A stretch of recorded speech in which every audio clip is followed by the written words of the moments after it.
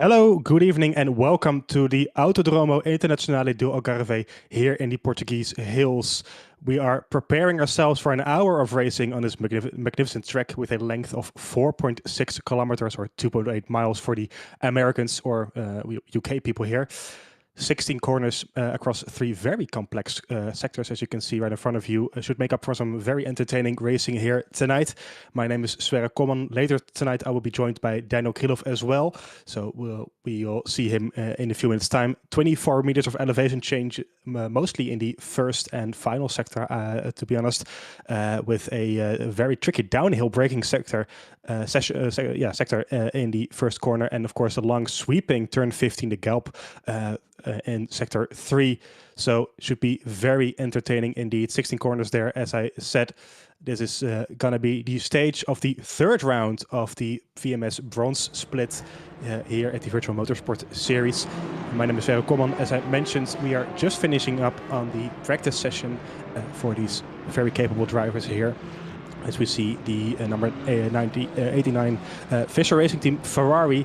I do believe that it is, let me just check, Alexander Radoskovic, the one of two Ferrari drivers. The other one, of course, being Mohamed Colombo, also in the Ferrari 296. There we go, Alexander Radoskovic, as I mentioned. The Fischer Racing Team last time out at Sebring having a very nice result with a 1-2-3, I believe. Not him, unfortunately. Radoskovic didn't score any points last time out, unfortunately for him. Still on 0 points this season. But his teammates performing really well last time out at Sebring, providing some great action there with some team orders at play potentially as well. So hopefully for Alexander, he can perform a bit better here tonight as well. He is by far the youngest driver on the grid, so he has a long career ahead of him. We have Gregor Hudjek, one of the BMW M4 drivers, also an LMGT3.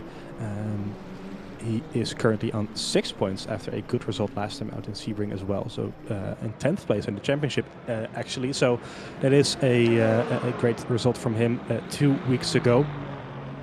As I mentioned last time out, we had a 1-2-3 and an LMGT3 for the Fischer Racing Team. Meanwhile, in Hypercar, we had Daniel Benefield, who won on his debut in the Bronze Series.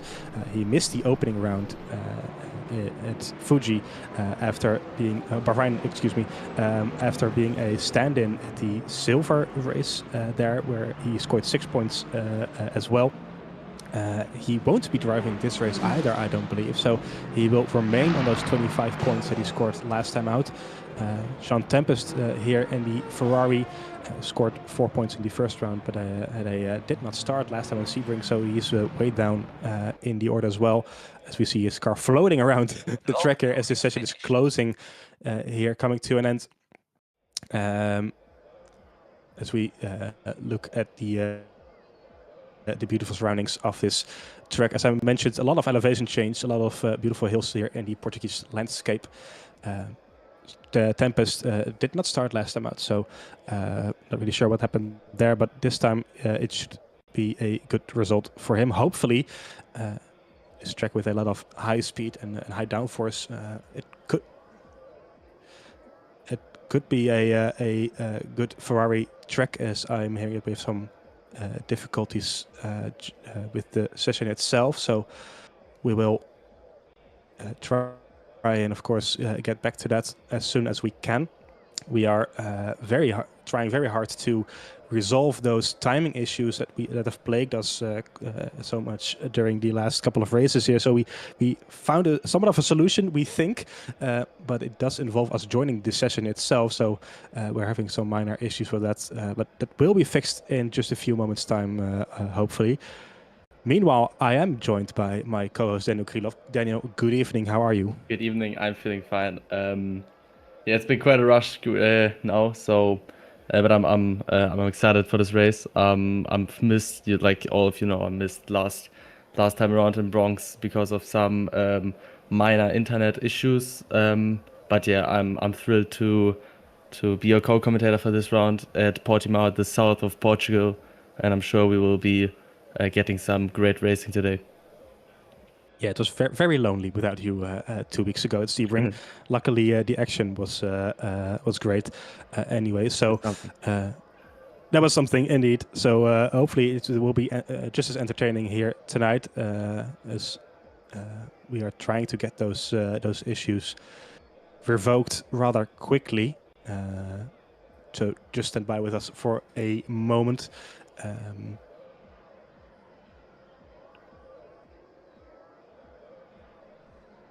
So I think we are waiting for the session itself to start so we can join in as well.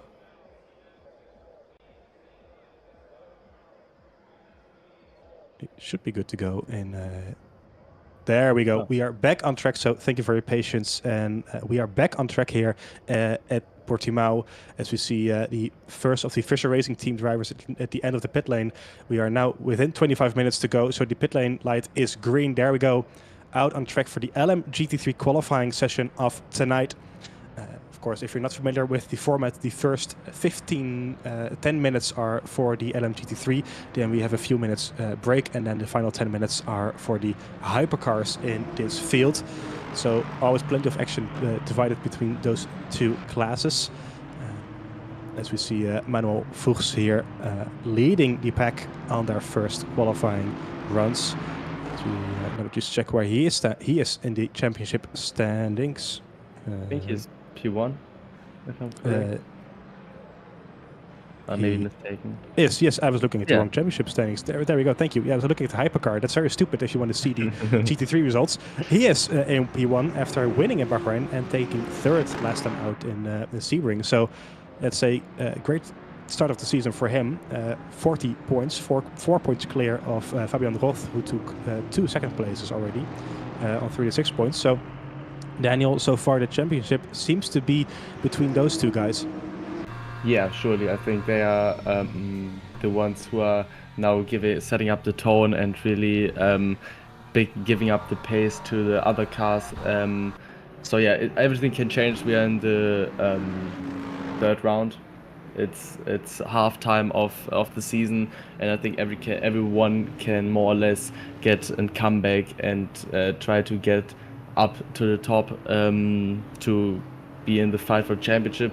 But as for now, the first rounds were really between those two drivers essentially. But we cannot forget Kevin Bauert. He won last time out in Sebring. So yeah, I think he is also one to look up for in this race.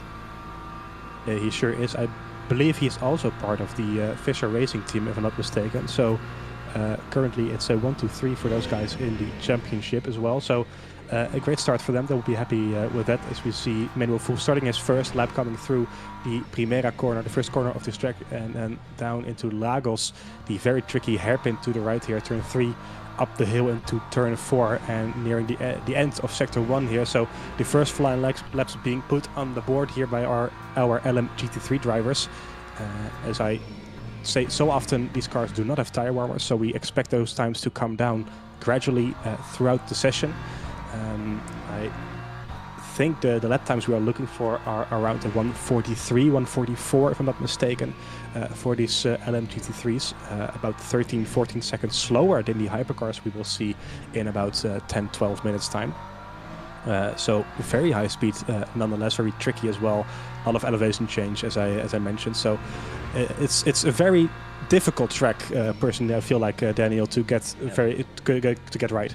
Yeah, surely. Of course, we are seeing now this right-hander. You must brake over the crest. You don't see the apex. It's like a blind spot where you try to trail into the right-hand corner. And of course, like you mentioned, all the elevation change. It's really like kind of a roller coaster you are driving here. So it's really something to drive it. And although it feels extremely satisfying if you get the corners right, but to get them right, you of course need to have lots of experience and training and practice put in beforehand. But it's a great track to drive.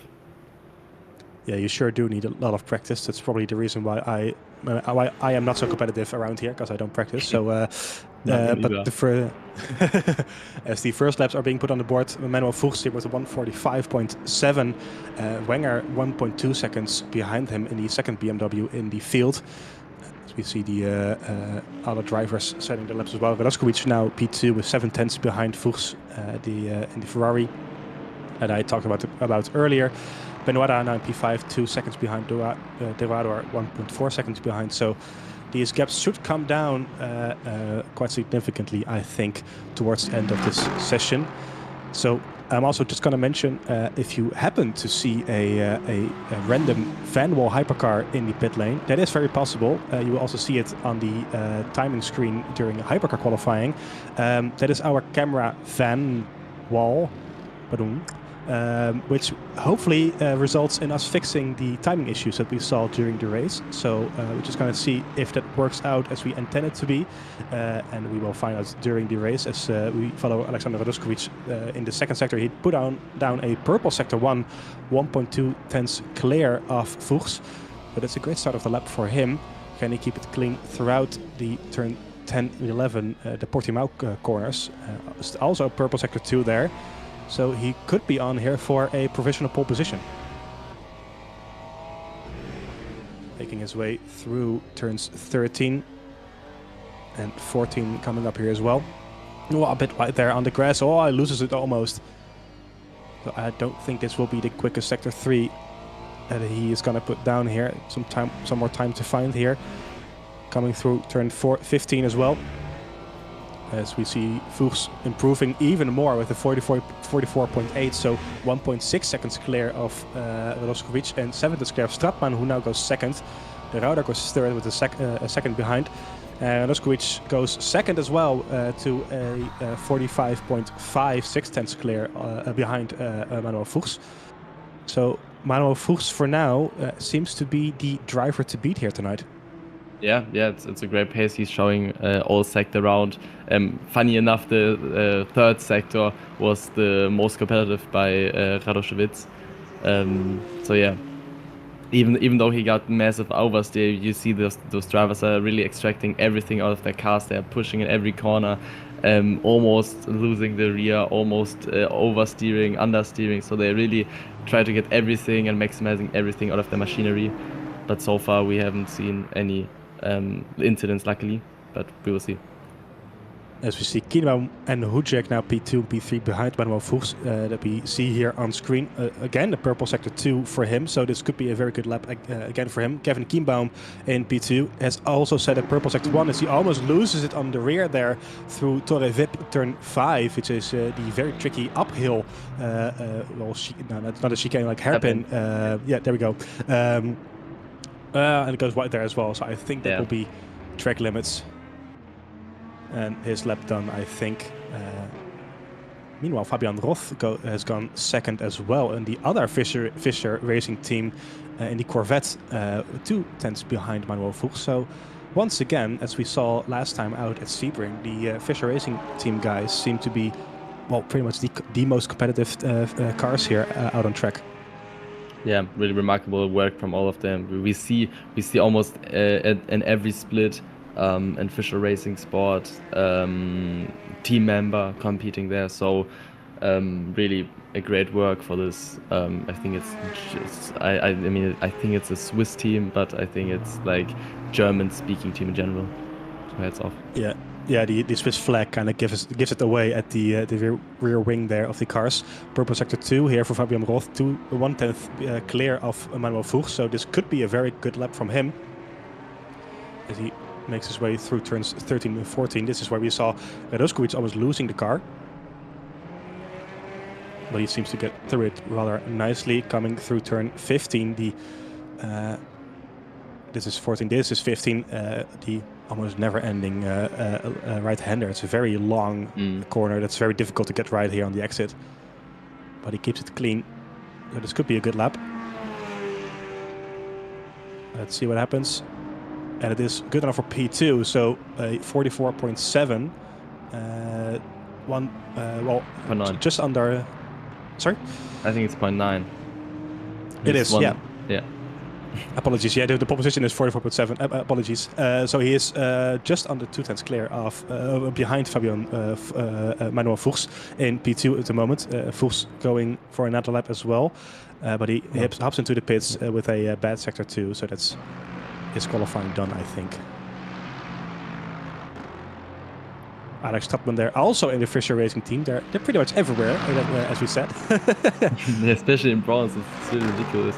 Every car you see is you have a 50% chance it's purple and it's from Fisher. Yeah, pretty much, yeah. If it's purple, then you can be sure that's from the Fisher Racing team, as he moves up to P7 ahead of Benoit there. So good efforts from him as well. But as you say, there's a lot of them, especially in the bronze split.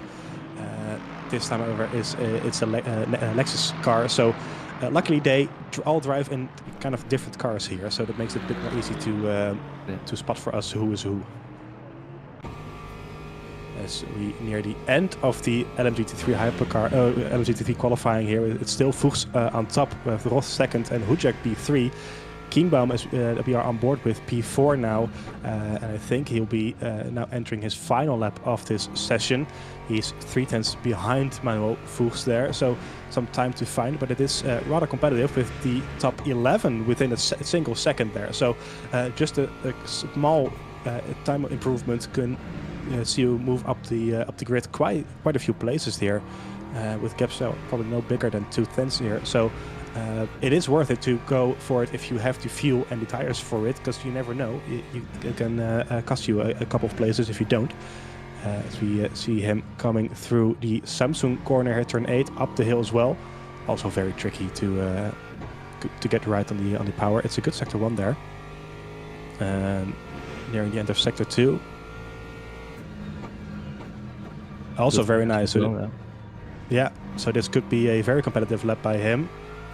Potentially up to P2 here. Going towards turn 13. Oh, almost losing the rear there, but he keeps it clean.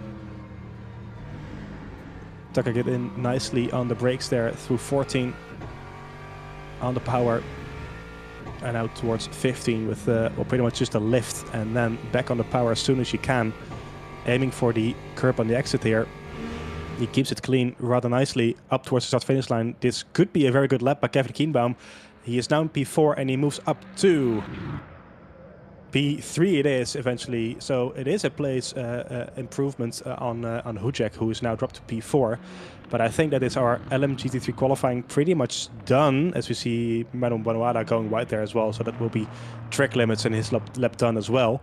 So Manuel Fuchs, who has been dominant, well, pretty much all throughout the session here, takes his pole position just in front of his teammate Fabian Roth in P2. Kevin Kienbaum P3 with Hujek in P5. De Roider in P5. Hujek P4, excuse me. Grata P6, as we can hopefully see the standings in a few seconds, but I don't think the graphic is working with us, unfortunately. So we will see them in a while as well. This is the hypercar standings. Of course, we're now making our way to the hypercar qualifying session as well. It's Juho Avunto in the Ferrari who is in the lead on 35 points after winning in Bahrain and taking 10 points in Sebring last time out. Gabo Poor in P2, 33 points, so very close between those guys. Luca Gagliardini in P3, 27 points. And Daniel Benefield, pretty much the man of last time out. It was his debut in bronze, as I mentioned, but taking the win nonetheless. So he is in P4. However, he is not competing tonight. So I'm not really sure if he is taking this championship serious, if he is fighting for it. But it's, well, he will lose a lot of points, of course, tonight. Mathieu Bottelin P5, Cedar P6, Oussama Knani P7 on 10 points. I saw him typing in the chat that the Peugeot he's driving has a lot of issues, so he's not expecting too much from tonight, but hopefully he can remain in P7. Mauricelli P8 and Sterling P9 and Nathan Perron and the Toyota P10. This is the result of last time out. As you can see, dominant victory by Daniel Benefield. Of course, Daniel, you missed it last time out due to some internet connections. Did you manage to watch some of the race, or is it did you miss it, unfortunately? I did miss it, unfortunately. I saw like the last couple of laps, but I did not see the whole race, unfortunately. Unfortunately. Well, hopefully this time out it will be just as entertaining as it was 2 weeks ago. That would make up, of course, for the missed race. So it is great to have you once again here in this box, as I mentioned earlier. As we see Oussama Knani, previously mentioned, making his way through the pit lane. But do you think, Daniel, is this a track that will be suiting the Toyotas of the Ferraris again, or can we expect some surprises here?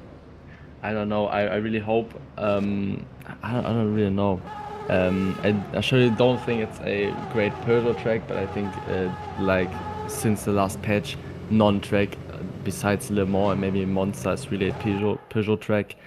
I don't really know. I think I'm not quite acknowledged how great the BOP change for the Ferrari and the hypercars in general were. So I I would say it's a Ferrari track in general, but I don't know how massive the BOP changes have been made since the last patch. But I would say from the characteristics of the track, it seems like a rather Ferrari circuit. Yeah, I would say so as well. So, of course, there's a lot of Ferraris in this field in this championship. So we will see how they fare. 10 minutes to go, and there we see the Peugeot leaving the track for the start of his qualifying, almost losing the rear there with the cold tires, probably doing it on purpose. But it's, well, I don't think that was on purpose. It's always tricky to see these cars out on track with the very cold tires, especially when it's a high-speed track, where you pretty much need those tires to be up to temperature. Well, with the slow speed corners as well on here as well. So it's very tricky to get those tires to not crash on those tires with the low temperatures. You see Jessica Hoffman. I think that is. Have we seen them before? I'm not sure. It'd be In the first round, surely not. I don't think I saw her in the first round, and she's not in the championship in the championship standings. No, she's unfamiliar to me as well. So a bit of a surprise there, but she is driving in the very lovely Aston Martin Valkyrie here. So always nice to see some more of that here. Let's see. Yeah, I don't see her in the...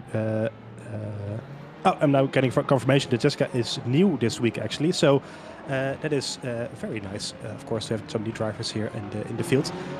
Hopefully they will perform well in that very beautiful Aston Martin. So someone to keep our eye on, for sure. So now making their way to the start of their first qualifying lap here at Portimão. They're on board with the green monster. Weaving here to get those tires up to temperature. Daniel, do you want to take us for a lap around the track? I will, yeah. So coming out to turn 1, the fast right-hander coming to another fast right-hander into a slow hairpin-like right-hander to the left crest right-hander. It's quite tricky to get the car inside the track limits on the right-hand side, and because it's easy to like understeer there. Now an extremely tricky braking point, because you have to brake down the crest. You really have to, especially in the hypercars, to not get to not lock up your front tires. Now to the fast right-hander, prepare for the right uphill, the Samson corner. Now it's basically until Portimão everything flat out with loads of elevation changes. You really see how the car's bouncing up and forth. The suspension is really working its way here. Now into this blind right-hander, we not really see the apex, Portimão. Now to the left and to the turn 12, I think. The hairpin, the left-hand hairpin. Now to the right-hand Sagres, also very easy to overshoot and understeer, and want to keep as close to the apex as you can get, and then full on the power. And now to the last hand, the Galp. Of course, like you mentioned, you want to aim for the left hand outside curb to get as much power on the exit and accelerate down the straight. And yeah, that's it. Looked like a clean lap from Jessica Hoffman, as we see Kanani putting down the first lap, and I think it's track limits somewhere, unfortunately, for Hoffman, so no time on the board just yet. As we see Gabelpoor now with a 31.6, first really competitive lap time here. Gagliardini 2/10 behind them, Cedar 1.1 seconds behind. So the Ferrari is taking the early lead here in the qualifying. We're expecting lap times about a 1:31, 1:30 here, so nearly there already. It's a purple sector 1 once again from Gabelpoor, currently second in the championship. As he's following the Porsche right in front of him, which is not helping, of course, with the lap time.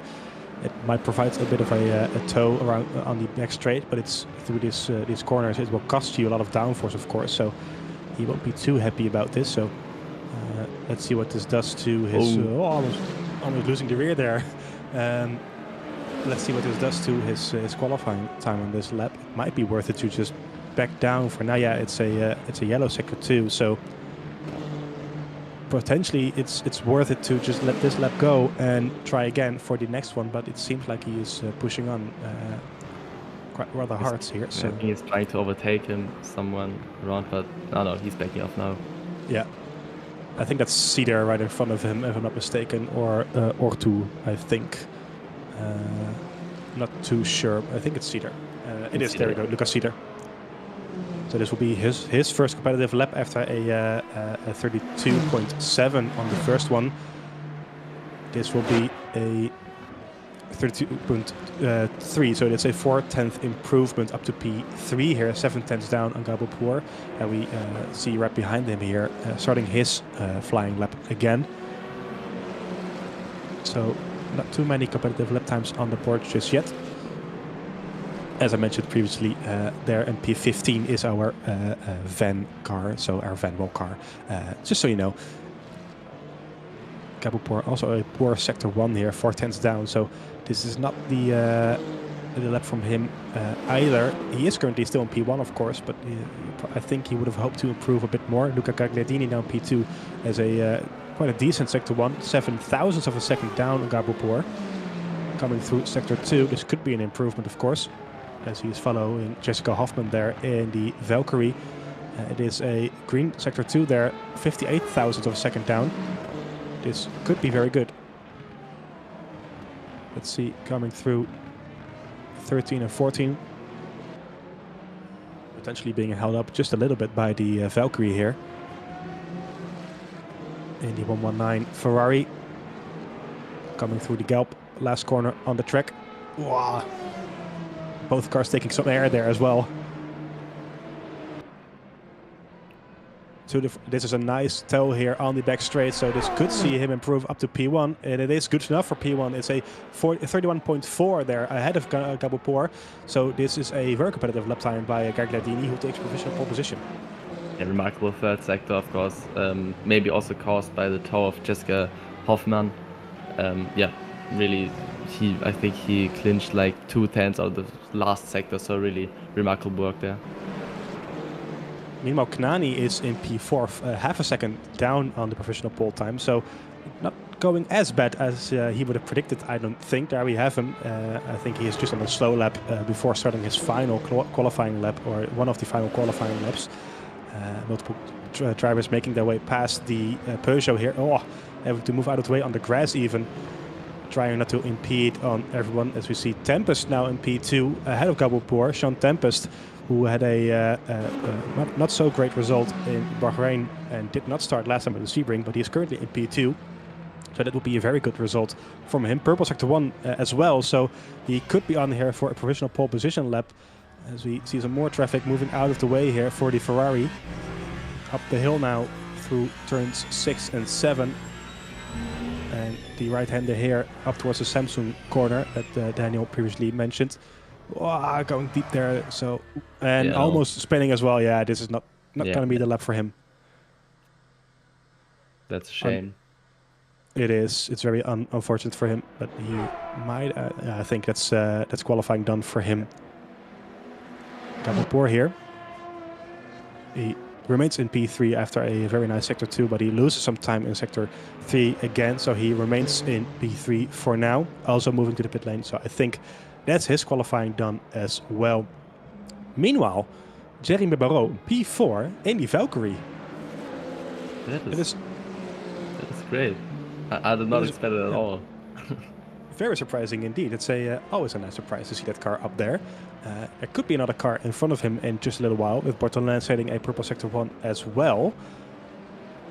So let's see how he improves on that. Also, just noticing that Havunto, the championship leader, is in the pit lane and hasn't put on a lap time on the board. So that's potentially a penalty for him, serving the qualifying penalty. I'm not too sure about that. But that is, of course, drastic news for the championship with Gabopor, his rival in P3 here. So, there you have him. He is on track, and actually it's a good lap as well. So never mind what I just said. He could be on for a provisional pole position here. Some very good sectors here coming through the final couple of corners. This could see him up into P1, and then his shoot for the championship is still very much on. Following Lucas Ceder there in the Porsche that we previously saw, so he could get a nice toe here as well that we previously saw with Gagliardini. This should be a nice slipstream here. Coming towards the start-finish line, and it is good enough for P4. So within 0.2 of a second of Gagliardini, he moves just behind Gabopor. So the championship rivals starting alongside each other for now, at least. This could be very spicy into turn 1. It really could be. I hope for. I mean, no heroics, but it will be great to see some close battling. As you see, Lucas Ceder setting a purple sector 1. Yeah, that's a good sector from him as well. So, as you just said, like sliding there on the exit. So, trying to put down the grip there on those used medium tires, but he's looking for the grip wherever he can.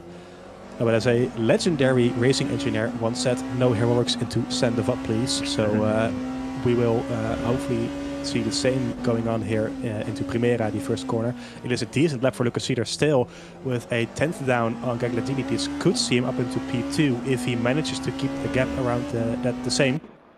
Yeah. Which would be a very much an improvement for him. Oh, as you see, Aston Martin parked on the grass there. I think it's Hoffman. I think so, yeah. Sliding his way through the final corners. Losing some time there, no doubt. But this could be a very nice lap from Lucas Ceder.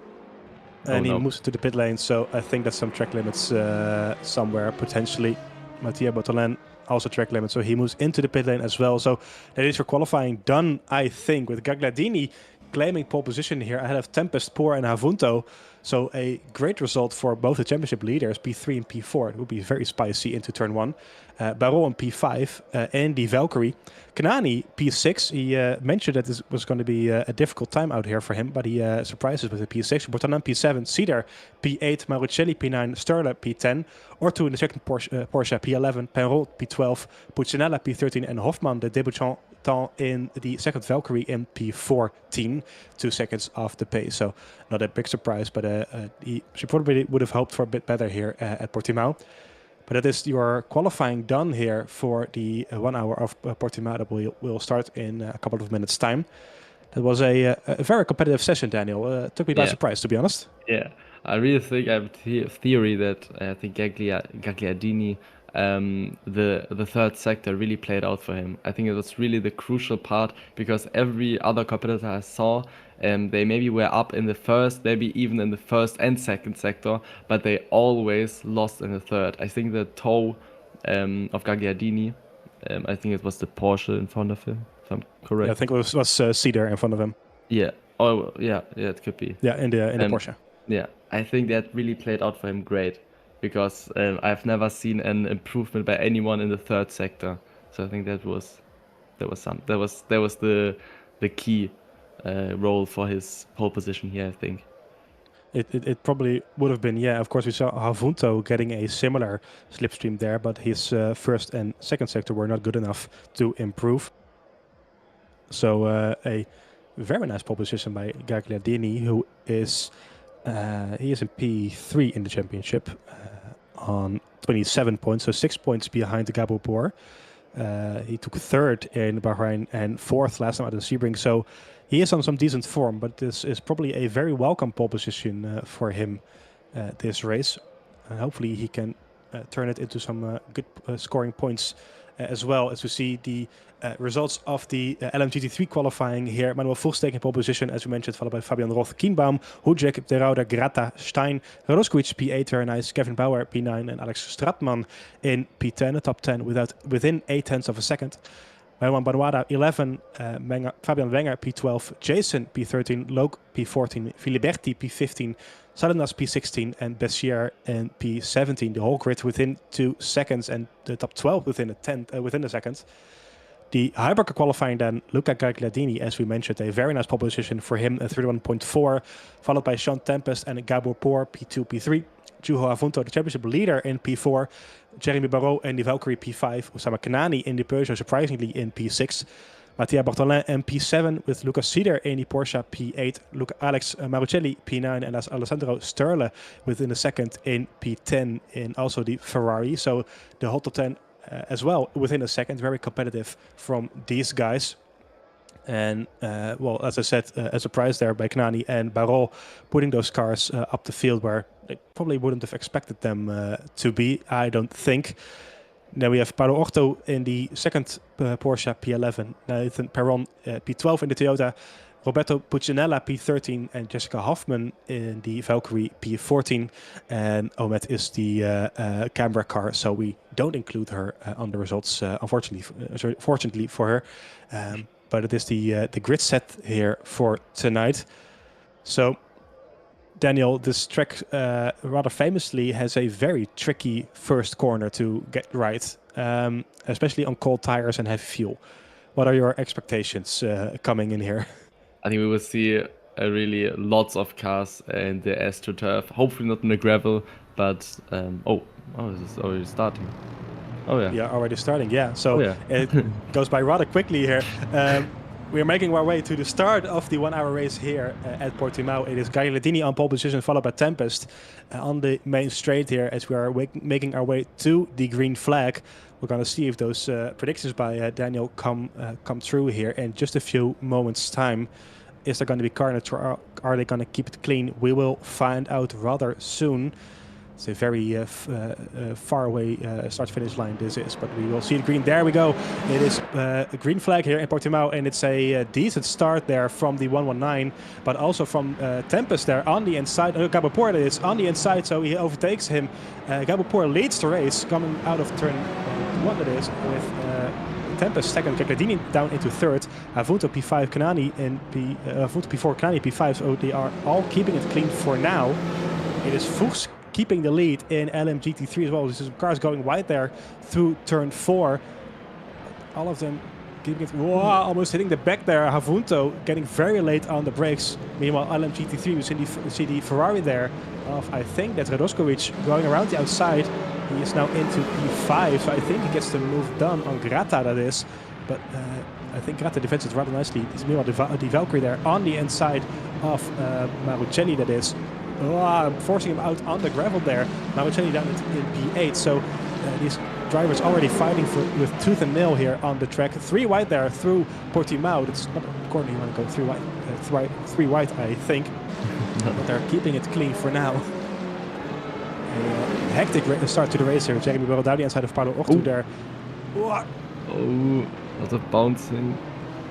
Cedar going wide. But he made it somehow.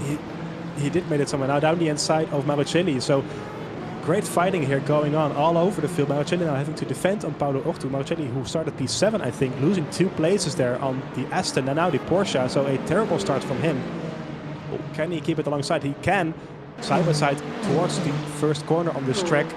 Not a place you want to go through side by side either. Meanwhile, the Toyota is also on Orto, I think. The Ferrari goes wide there, but the Toyota makes the move stick. Now Orto down the inside again. This is hectic stuff here going on, but they're all keeping it surprisingly clean, Daniel. So no hectics, fortunately for them. But a lot of wheel bangings, I see. Oh, yeah. Losing the air there. Yeah, he makes it stick. Okay, great. Nice move by Paulo Orto, who's up into P9 now. So Gaboupour, who started P3, having a magnificent move around on the inside of Gagliardini, who is now in P1. Tempest in P2 for Gagliardini, losing 2 places there. Havunto still in P4, and Barrault losing out to Knani, who is now in P5. Barrault down in P6, I think. There we have Juho Havunto right behind Gagliardini. So this is great news for Gaboupour, who is of course fighting Havunto in the championship. He puts some cars between the two and makes it more difficult for Tempest there to well, get those points back on him. As you can see, luckily the timing stream is working like this, so that is going to be a great help for us here tonight. As we see Havunto in the slipstream of Luca Gagliardini, who well, gained so much by that slipstream just a few minutes ago, but might lose out on that slipstream in a few laps time as well. Meanwhile, in LM GT3, we see Stein having dropped back a lot there, P17, so I think he had a spin somewhere on the first couple of laps. It is still Fuchs, however, who is in the lead. Kienbaum now P2, who has overtaken Fabian Roth, who is now P3. Hucek in P4, and de Rauder is in P7 after starting in P5, so he lost places to both Radoskovic and Grata. Radoskovic having a great start there, now in P5. As we are on board with Alex Stratman there, following closely Corey Jason into turn 1. Oh, always so tricky, this corner. Very easy to hit the big orange curb there on the inside and well, lose the car.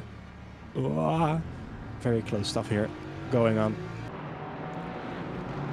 So hopefully, Daniel, this is a time to catch our breath just a little bit, because that was a very hectic start. There was extremely much at once, I think. And we saw people really dropping down places. I think Cedar wasn't P10 beforehand, if I'm correct. He lost a few places, if I'm not mistaken, because Orto gained a lot of places in the hypercar.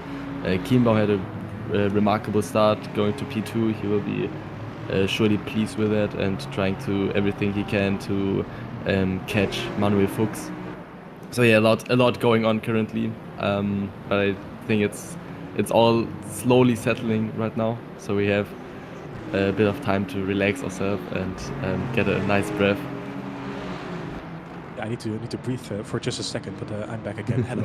No, that was a very nice start, and now we can see Manuel Fuchs already extending his lead to 2 seconds ahead of Kienbaum. So great stuff from him. Meanwhile, this fight for P2 that is still very much going on, with Kienbaum, Roth and Hucek following each other very closely. As you see, Alessandro Sturle already in the pit lane, so potentially a drive-through penalty. I think that is. There we see the smoking fan wall. That's our camera car, so no surprises there. Don't be surprised there.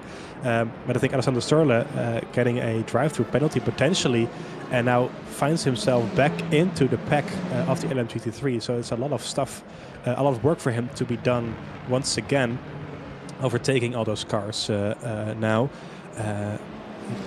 Could have potentially waited just a little longer to get that penalty in, but I'm not too sure it was on the table. This could very much already be the 3rd lap, of course, so then you have to take the penalty. We will never know. Meanwhile, Gaboupour is extending the lead to Tempest as well, 1.6 seconds now, so he is creating that very important gap towards Havunto. Most importantly, already 3 seconds there between the two rivals. So both leaders trying to set the high early pace here and get as far ahead as possible. We haven't really mentioned the traffic and the overspeed, of course, Daniel, yet this race, but especially with the high speed and the elevation changes, that it's going to be very tricky for the hypercars to get their way through in a few minutes' time. Yeah, surely. You need to really have a sense as a hypercar driver, but also as a GT3 driver, where you need to place your car. It's also a tactical aspect. We see Martuchelli trying everything he can to get a move by to Jeremy Barrow, but is not able to make it stick just now. Yeah, what I wanted to say, traffic is of course something you need to watch out for, but also something you can use to your own advantage in hypercar to somehow get in some sense the car in front blocked, or at least get a little bit of less speed, so you can try to make a move or try to defend, or just gain a couple of tenths or seconds on the car behind or in front to, you know, get a tactical advantage by it. Yeah, for sure. As we see in the LMDT3 that Hujek is now up to P2 as well. So a great drive from him. I think there's been a lot of battling going on there between those guys. There we can see them almost 3 wide there at the braking zone, but they're keeping it 2 wide for now. Probably very wise. Oh, a bit of contact there with the Ferrari Radoskovic in P5, Kevin Kienbaum now in P4. So he is lost out on 2 places there on both Roth and Hujek. Hujek really getting the benefit of that, and now up into P2 that is.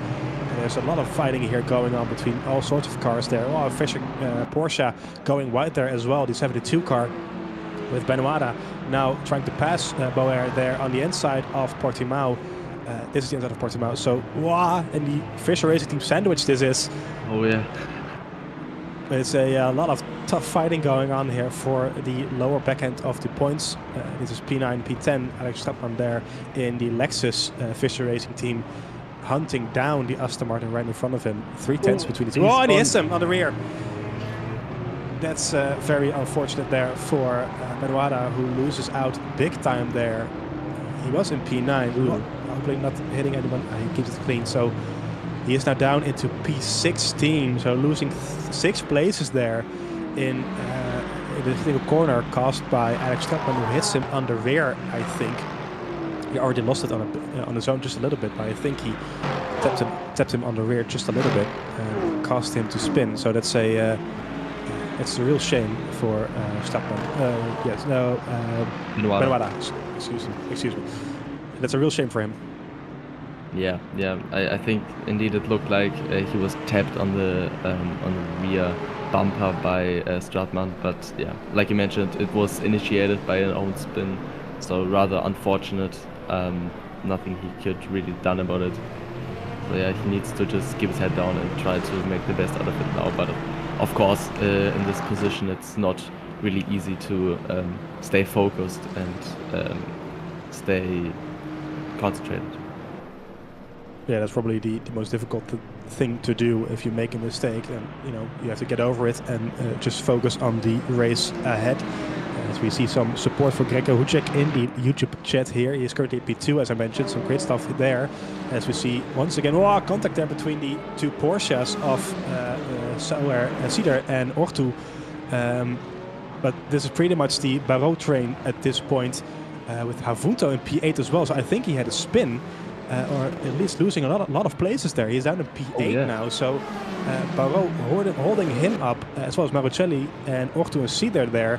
This is great news for Por, who is already in the lead, of course, but now the gap between Kanani and Gagliardini is 3.5 seconds, and there's 4 more seconds between Bortolin and Barrault. So Havunto is probably very frustrated here behind the wheel. As it goes down the inside there of Marucelli, it's a very nice move from Joao Havunto around the outside now of turn 14 this is. And he makes it stick, I think. He's still on the inside there, Marucelli, side by side through 15. And he has to back out for now, but Havunto trying to get past as quickly as he can, but he goes into the pits now. Potentially for some damage if there was an accident there. And I think we will maybe find out. Strategy as well, I don't know. Because 12 minutes, I think maybe from now on he does not need to make another pit stop and is essentially avoiding all this traffic caused by the slower cars in front. So maybe he just went into the pits to like get some clean air to undercut essentially the whole field. Yeah, but I don't know, it may also be damage, I'm not sure. Well, it's very possible, of course, to get the earlier stop in. Yeah. There he is out on track once again, so we will see where he ends up at the end of this. He was in P8 before the pit stop, so yeah, we'll see if he gains anything from this. I think it was a little too fast for it being some severe damage, which had to be repaired from my view. Yeah, He did have damage on the front, so I think he didn't. I do think he hit someone and lost some time, but he didn't repair it, as it seems like. So he is now down at the back end of the field, but we will keep him an eye closely throughout the race to see where he ends up. As we see, a lot of overtaking action there by the hypercars, who are now lapping the LMGT3 field. 13 minutes into this race, and they're already lapping the GT3 field here. Side by side there by Kevin Bauer and Maurice Dorader into turn 1. This is for P7 in the field. But Bauer, I think, staying ahead there nicely. The two Porsches also going at it once again. Close stuff there as well. The back's out. Salinas losing the rear there into turn 1. Very easy to do, and losing out a place to Jamie Logue in the BMW. So Salinas now down into P13, which isn't great news for him, of course. Salinas in P15 in the championship, and one single point that he scored last time out in Sebring. So not the championship he would have hoped for, I don't think. And this race also not really going his way at the moment. Meanwhile, you see Manuel Fuchs still in the lead of LMGT3, 6.5 seconds clear now, ahead of Gregor Hudjek, who is still in P2, holding back both Fabian Roth and Kienbaum within 0.3 of a second. This is so very close stuff there. So we see Lucas Cedar following. I think down the inside there of the Ferrari, wheel banging, and it's a very opportunistic dive bomb there by Lucas Cedar Marucelli. That's from like a different postcode that he tried to overtake him. That really was from far away. But he didn't make it stick, unfortunately, now around the outside of the GT3 cars. But these two Porsches looking quite competitive this time out, as we see down the inside there of Radowski. Some close stuff here going on. He has to go wide for the other Porsche. This is some very hectic stuff going on here, Daniel. I don't think they got the no heroics memo, unfortunately. No, I don't think it's really on the limit of like the car and also of the rule book. They're really trying everything they can to get past the traffic as soon as possible, and also get past as easy as possible to the cars in front. So we see lots of, let's phrase it, optimistic maneuvers here, but nothing quite explicitly unfair, I would say. It's all, it all can be somehow mentioned as fair, or at least it's not a wreckage we saw. So it's alright racing. I think we can all agree that in endurance sports car, some minor contacts, of course on the GT3 side more than on the hypercar side, is just a part of the sport. It's like you would say, it's contact sport. It's not like Formula 1 where every contact might cost you the whole race, the front wing, or let it be something else. So yeah, rubbing is racing, as they say. Yeah. Yeah, so a bit of wheel banging here and there is always fun to see. And all of this pretty much happening because of Barrault, who is still in P6, I think, kind of holding up the rest of the cars here in the hypercar field. And that means that the overspeed that some of these guys have is a lot higher than it probably usually is. So providing some great entertainment there. The Valkyrie, who qualified P5 there, very surprisingly. But he is pretty much holding up the rest of the field here of the hypercar. So it's very interesting, of course, for us to see. Meanwhile, LMGT3, it's Kevin Bauer trying to set up a move on Giampiero Grata there for P5 in the Porsche Fischer Racing team. The number 72 on the number 27. Bauer, he seems to be a bit quicker here, but doesn't have the overspeed just yet, I don't think, to get the extra move done. Always nice to see the Porsche 992 LMGT3 car in the field. Really nice looking and sounding car, of course. Now, I am a bit biased being a Porsche fan, but it's a very nice car always to see. Meanwhile, the gap between Gabriel Poor and Sean Tempest is narrowing just a little bit. So it was about 2 to 3 seconds, but now it's 1 second once again. So Tempest getting a gap on Gagladini, who is still in P3 out of Knani, but this fight for P1 is not all done and settled yet, I don't think so. We're gonna have to go ahead. No, of course not. We saw, I think it was a couple of laps ago, the margin was down to, correct me if I'm wrong, 6 or 7 tenths. So we really see it's quite close between those two Ferrari hypercars, given that they are driving the same machinery. It's basically all about the driver, or you can maybe mention the setup, but I would say it's mostly about the driver, and we see both, like, the best lap time is also separated only by 12,000 of a second, so it's really tiny margins which are separating those two, and it may well also be like traffic or other circumstances which are really making the gap increase or decrease between those two drivers. Yeah, it really does. So it's always interesting to watch those gaps and how they fluctuate around the race. As I mentioned, Jean Tempest is on 4 points. He's in P11 in the championship after, well, he was very competitive in Bahrain, wasn't he? But ultimately had a mistake in pit stop, or a pit stop going wrong for him, which put him all the way down in the back of the field. So it was very unlucky. And 2 weeks ago, he didn't take the start of the race. So he is probably a lot more competitive and high up the field than we see, or that he actually is in championship standing. So hopefully this will be a race for him to put that down correctly, put it right. Meanwhile, we can see that Benoit, who we saw spinning earlier, has DNF'd, unfortunately. So that Aston is going no further, unfortunately for him.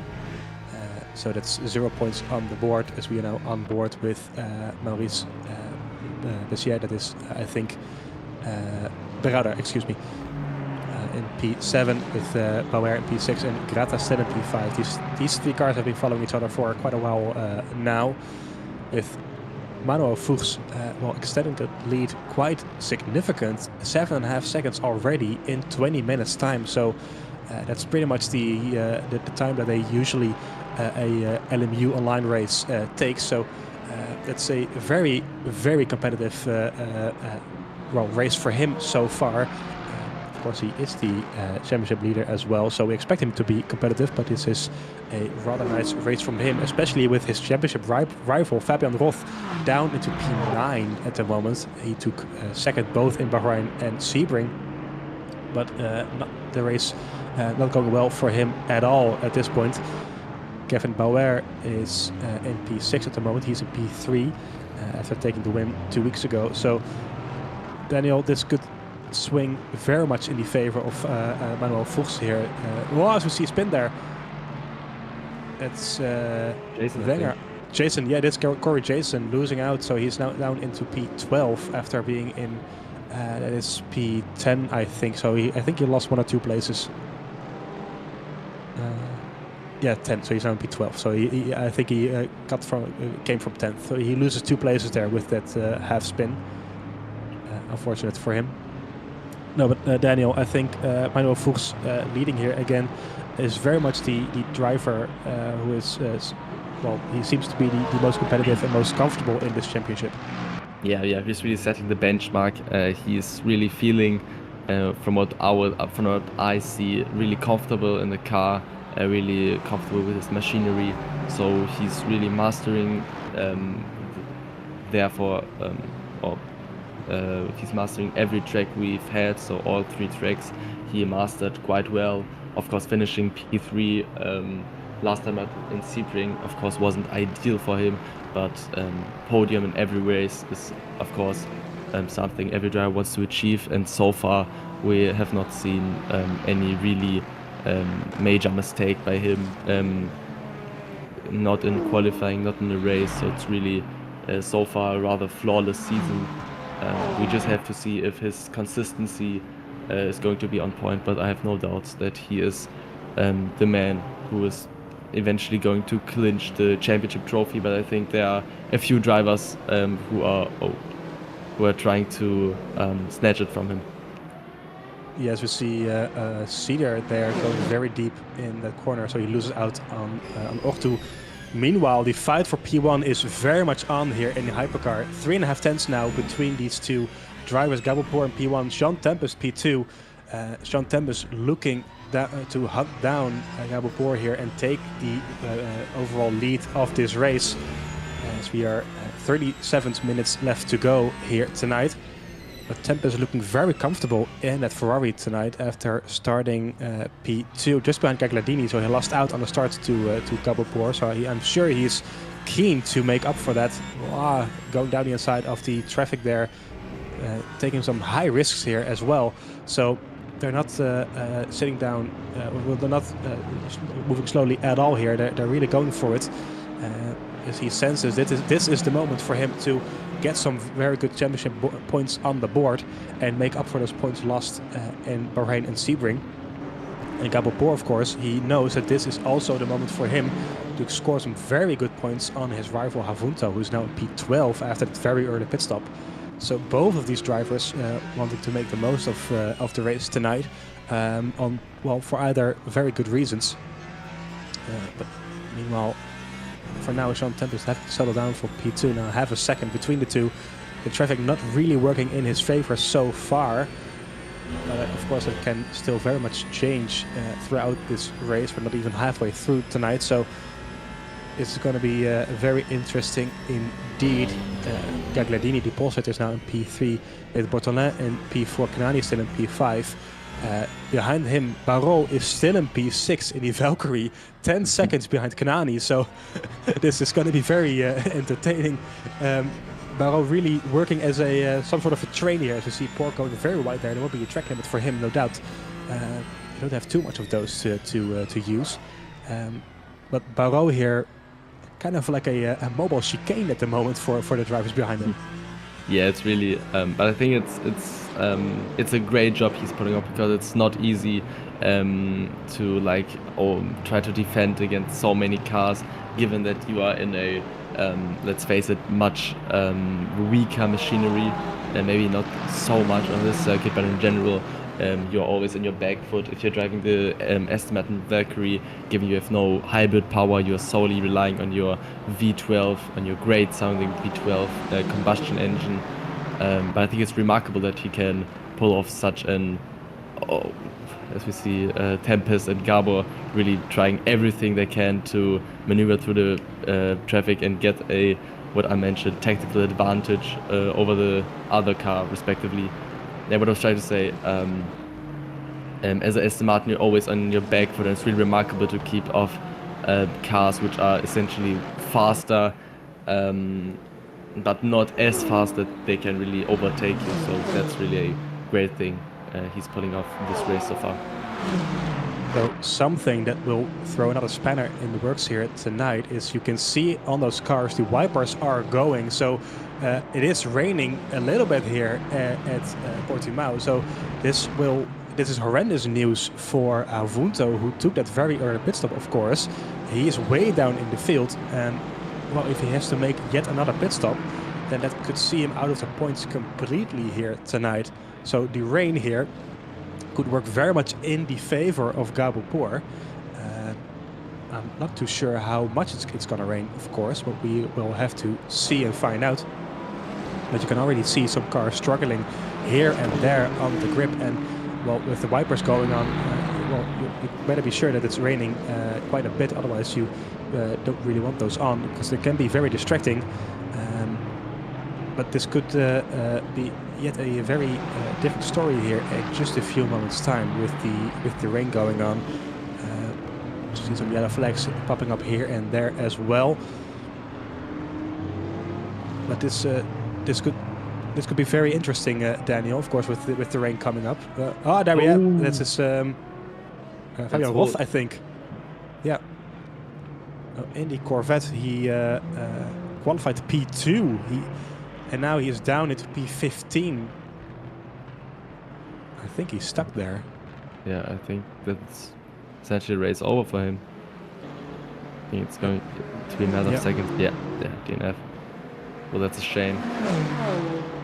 It is a real shame. So the P2 of this race, and well, pretty much the only championship rival that Manuel Fuchs had left, is out of this race. So this could see Manuel Fuchs, if he does take the win, could see him 29 points clear of his next championship rival. So this is a big swing in points for him. With a Roth, a race to forget pretty much. He was already down in P9, but this does not help his title aspirations one bit. So I'm not really sure what happened there. Potentially just a wheel issue or something we don't really know. But potentially we can find out later on in the race. Once again, these two Porsche drivers still going at it. They have been for pretty much the whole race at this point. Lucas Sieder and Paulo Ortu, both of them going very nicely indeed, with Sieder losing some places. I think he's up in P6 or P7, if I'm not mistaken. So he lost out on a few places there, but these two providing enough entertainment as it is at the moment. Yellow flag out once again. But they're still trying to make their way past the Ferrari right in front of them. Flashing the lights to let the GT3 traffic know that they're there. This is P3 Kienbaum that they're now passing left or right there. So very tricky to manage this, especially in those slippery conditions that we have. I'm not seeing too much of a wet line yet, a wet patch on the track. I don't think so. It could just stay drizzling right now, but I'm not really sure how that will evolve. Yeah, we really can't really see. I think even in the wet in this game, I think a wet line is really hard to spot. It's especially only if you have a really like wet track where you have like puddles right or left of the track, you can really spot it. But I think it's best to just see how the time's going to evolve. But yeah, it's going to be of course tricky for these drivers, and going to, of course, for us to provide some great entertainment given those rather tricky and challenging conditions now. Yeah, and especially with the traffic going on, it's already very hectic out on track, let alone with the slippery conditions.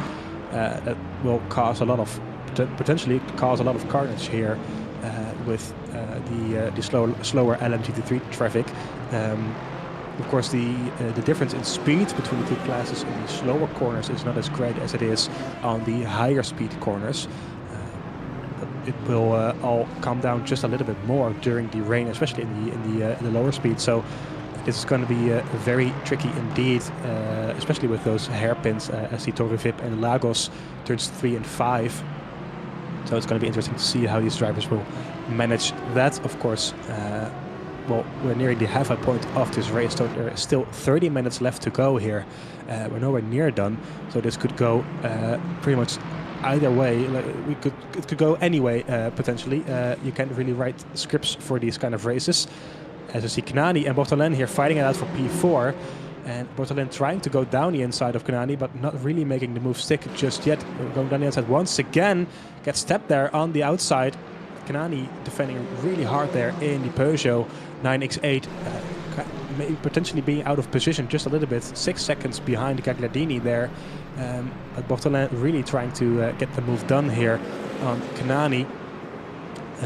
I think he will be surprised with how competitive he is this race. He typed in the chat that everything was going wrong with the Peugeot, so he didn't expect too much, but right now he is still in a very good P4. Meanwhile, see that they're sliding on the exit of the Torre Vip up the hill now towards turn 6, 7 and 8, the Samsung corner. These two Porsches are providing some great entertainment here. It's going to be a real shame, of course, for those who didn't know yet. Porsche is leaving WEC after this year, so it's going to be very sad indeed. I think it's due to financial issues. So luckily we still have these magnificent cars in game here, but it's going to be a real shame, Daniel, to not see those cars in the real life championship anymore. Sure, it was one of my. Whoa, big spin there! I think it's Giampiero Grata, is it? Yeah. I think it is. Yeah. Oh. So he was in P5, and now losing the rear wing as well. So P4 even. So that's a massive shame for him. Losing. Oh. That looks dangerous. Not too big of an impact, luckily for him, on the bumper there, but yeah, going from bad to worse. I think he is parking it potentially. Yeah, he's calling it today. Yeah. So our P5 runner also out of the race in LMGT3. So a lot of DNFs are already happening here. There was Grata, I think we said, right? Yeah. I'm a bit curious if it was caused by the mixed conditions or maybe by a contact, because it was if I'm right, the fast right-hander before Samsung. I think so, yeah. Yeah, so it may also just be clipping the curb a little too much and kind of slipping on it, or really it could be contact with another car, which we obviously do not hope for anyone here, but it will also might be the case. Yeah, so Giampiero Gratta in P17 of the championship after scoring 0 points in Bahrain and didn't take the start last time at the Sebring. So he was running up really nice there in P5, but losing out big time now. Meanwhile, Knani has been overtaken by Bartolin, who is now up into P4. So I think the Peugeot is struggling very much here with the tricky conditions. You can see there on the onboard the rain pouring down now a bit harder. So it's not really, you see the Aston pitting as well. So I think some drivers are now opting to go for the wet weather tires here. Of course, we don't have intermediates, so it's either slicks or wet weather tires. All of the hypercars are still on slicks here. But Knani potentially struggling just a little bit here on those slicks. This is Salinas from P12 who might be opting to go early here and put on those wet weather tires. We will find out rather soon. But Knani here losing out on the Ferrari number 51. Is it 51? I think it is. Of Mattia Bartolin. It is the 51 and the 93 Peugeot now in P5. Barrault still in P6. The Valkyrie still holding up Marucelli, Otto and Cedar, who are P7, 8 and 9. Hoffman, our debutant, is in P10. Havunto in P11 after taking a very early stop, but he is still 12.5 seconds behind Jessica Hoffman here. There we have him, our championship leader, who is having a terrible race here so far, especially potentially with the second pit stop that he's going to have to make if this wet weather keeps going. Ron has been lapped already, so I think he is coming as well, potentially. But this race really not going in the... Oh, there we go. This is some more pit stops from our leader. GT3. It is the leader. So, yeah, these are wet weather tires, are they not? Yeah, I would think so. So it's rather unusual to have a pit stop that early in GT3, so I would just expect them to all pit for wet weather tires, as we see a lot of the GT3s already parking in their pit lane spot to bring on the new 4 wet tires. Yeah, so there are multiple drivers who have yet to make a pit stop. So Filiberti, Wenger, Loke and Stratman are still yet to pit. So it's going to be interesting to see how that strategy pans out for them with Fuchs, who was the leader now in P5. Maybe those slick tire runners are able to just keep it on the track and make up for the time lost that way. But we will find out rather soon. Well, you can see it's getting very slippery out there now. This is Giovanni Filiberti, who is now in P4. So I think the whole top 3 pretty much decided to come in. And there we have the hypercars coming in as well. So I think pretty much everybody is now coming in for the wet weather tires. This is Knani also coming in, joining behind Paulo Ortu, who did continue. Let's see. There we go. So it's Port, Tempest, Gagladini still on slicks, Barrault still on slicks, Marucelli on slicks, but Knani and Cedar, Hoffman, Puccinella opting to go for the wet weather tires, as Havunto has DNF'd, as well as Paulo Ortu. So Havunto calling it quits here. That's a massive point swing in the favor of Gabou Por, who was only 2 points behind him in the championship, but then they are now pitting as well. So, well, this is massive news for the championship. So this will see Gabou Por, if he manages to get a good result in here, to go into P1 of the championship. Yeah, that's some big news. That's some a big, I would say, plot twist in the championship so far. this is massive indeed. As we see more LMGT3s and hypercars making their respective pit stop. Jeremy Barrault, the little hero of this race so far, and the Valkyrie now leading the race in these very tricky conditions. He is yet to make a pit stop, of course. Same goes for Marucelli, who's following him right now. But this guy, Jeremy Barrault, is having the race of his life, it seems like. Now leading the race, albeit temporarily, I do think so, ahead of Marucelli. Bohr and Tempest have pitted and come out in P3, P4, so that is a net P1, P2. Gnani, however, is in P5, so that will... almost hitting the very close stuff with the LMGT3. But Gnani, that will be a net P3, I think it is, for him. Which would be a great result with Bortolin P6. Well, it's getting very dark now, you can see that. So this is some very tricky stuff. Cedar in the pit lane again, I think. I don't think he made it. I think he made a pit stop already, didn't he? I'm not really picked up on this, unfortunately, so I don't know. But you can really see the slick tires not being the fastest compound. Right now you can see Barrault and Marucelli really struggling through every corner on the exit, really being quite neural with the steering to not lose your rear or your fronts. So it's really remarkable to see them coming to pit lane again, and let's see where they can end up after the pit stop. Yeah, well, at least Jeremy can take a screenshot of around minute 22, and he can see himself in the lead of this race and print it out and hang it above his bed. This is always going to be a very nice memory, no doubt. Meanwhile, this is the net race leader, Gabou Pour, who is coming from P3, and he will take the lead here. Minute 21 of 21 minutes to go. Pretty much safe to say, especially with Havunto DNFing, that this is his race to lose at this point. Sean Tempest still behind him, but gap is almost 2 seconds, so he gained some time there as well. Gnani now P3 indeed, 13 seconds behind, so Gnani getting ahead of Bortolin once again.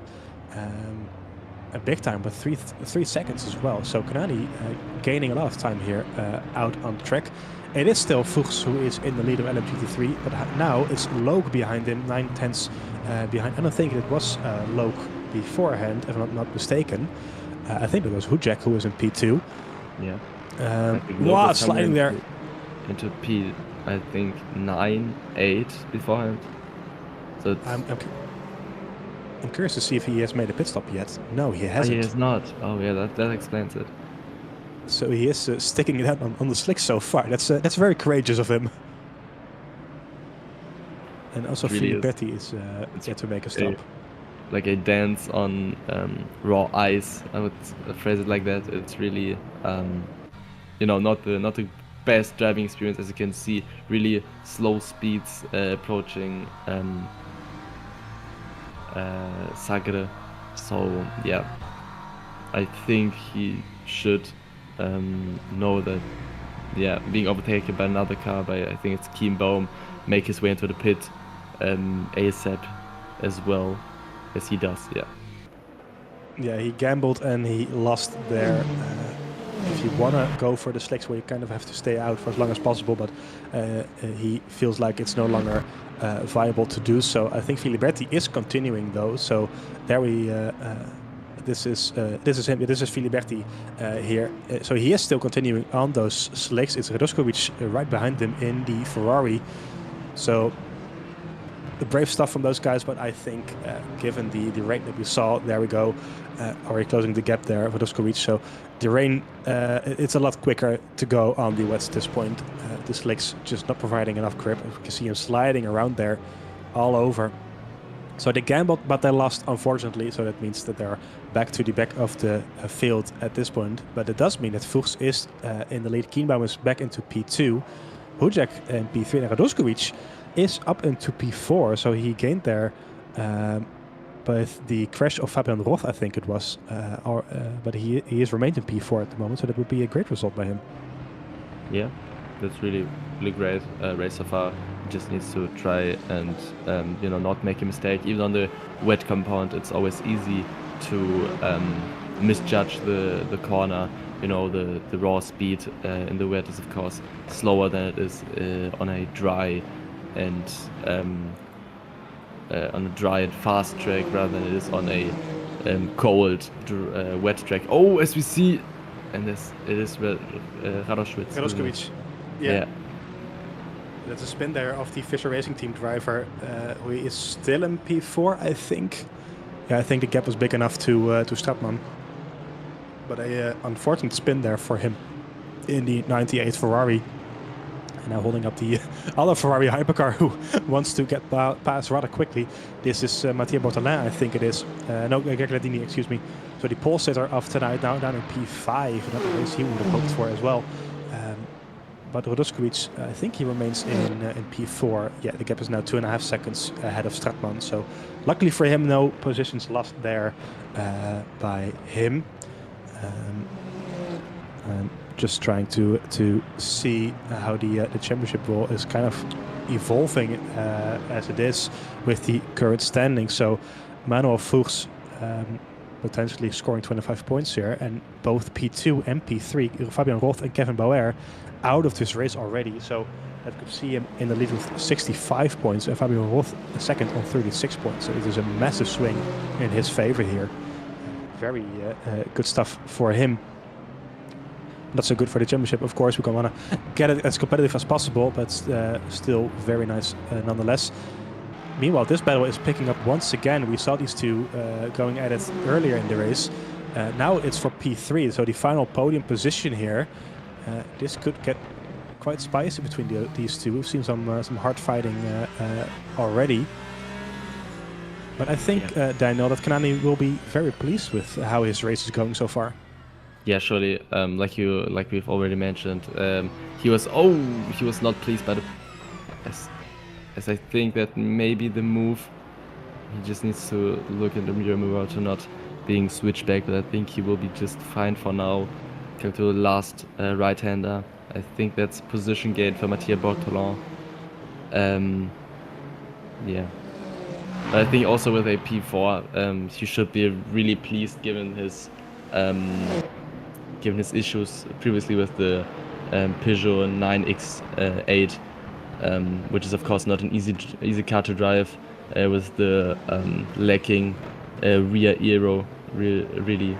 Also with the rear wing given by the Evo package last year round, it's just not as stable as, for example, the 499P Ferrari is, for example. But I don't think this battle is over just yet. I think Kanani is not someone who gives up easily and will be trying everything he can to, overtake the Ferrari in front.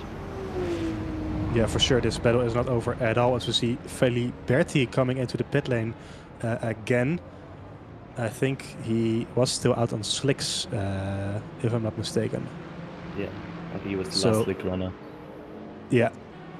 So that's his pit stop finally out of the way as well. So a lot of places and time lost there for him. I think he'll come out around Bessières, if I'm not mistaken. So around P12, I think that is in the end for him.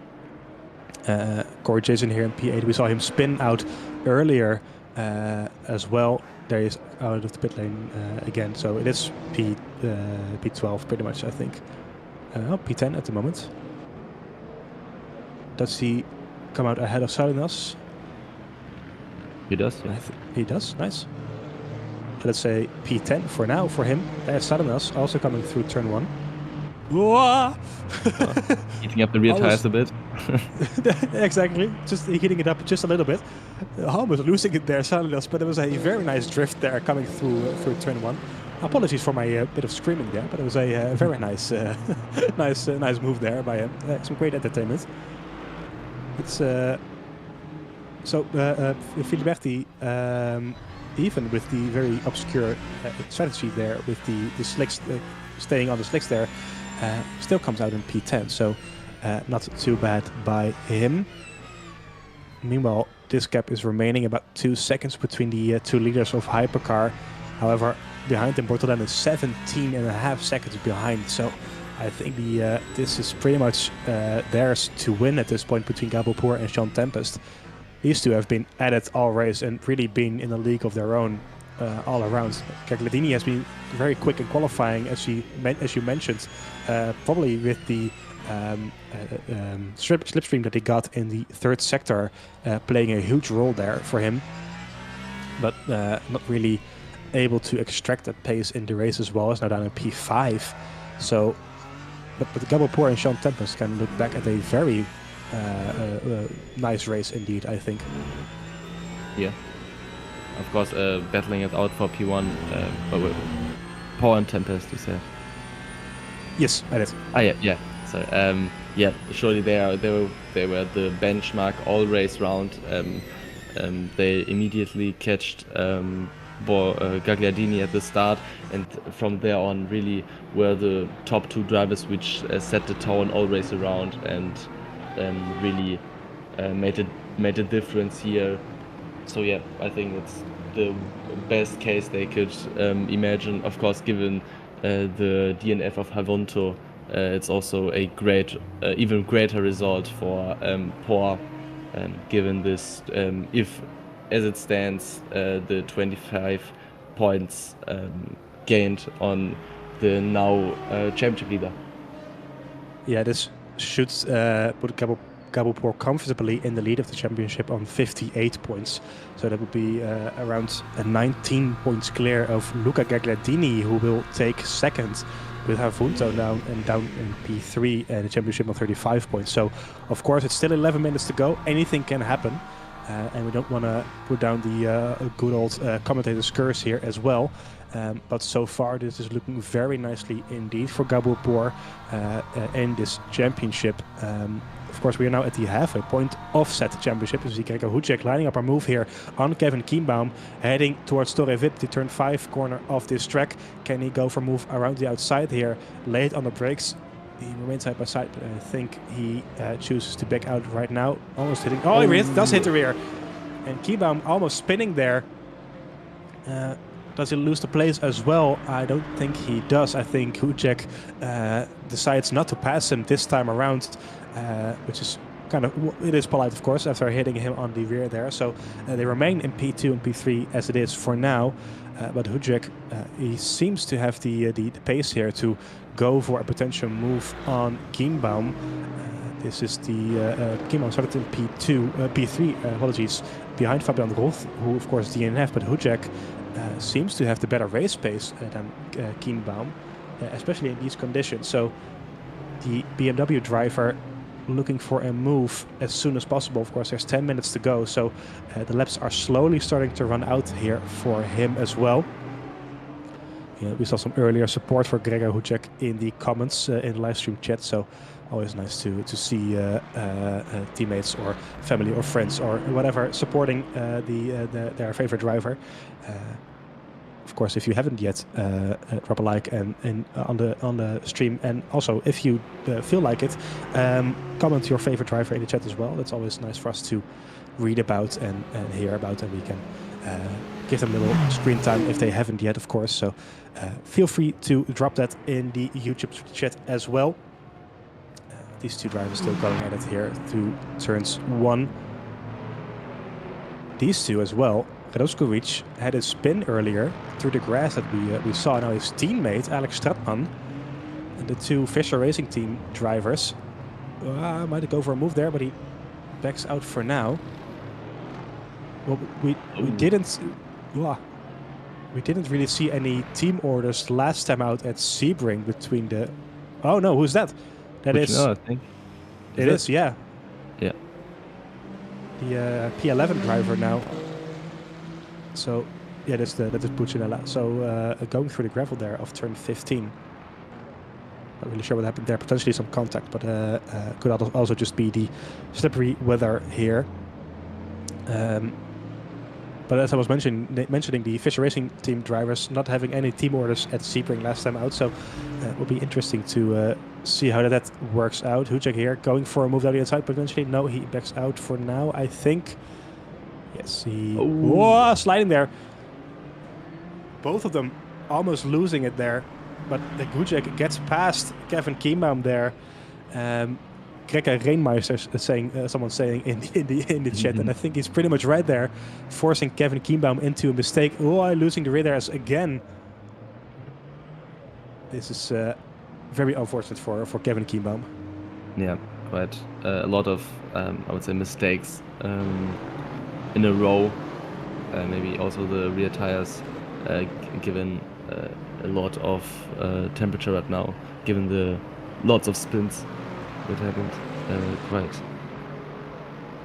fast in a row. Yeah, it's getting more and more difficult potentially. It doesn't seem that the weather is clearing up anytime soon, but of course these tires are very soft in nature, so it's quite easy to overheat them as well. So potentially he's struggling with those temperatures just a little bit. We just saw, there we go, these are the two drivers. I think Roskovic has lost out a place to Alex Stadtman, his teammate. I was speculating on there being team orders, but I don't think there were, because the gap is still very much close between these two. But Roskovic, P5 would still be a very good result by him. He didn't score any points yet so far, so it would still be a very nice result. I think it's 10 points for him then. Oh, he goes wide there, Alex Stadtman in the Lexus, and Roskovic always hitting him on the back there, but he gets not close enough to make a pass work there through Torre Vip. Now coming up towards the Samsung corner.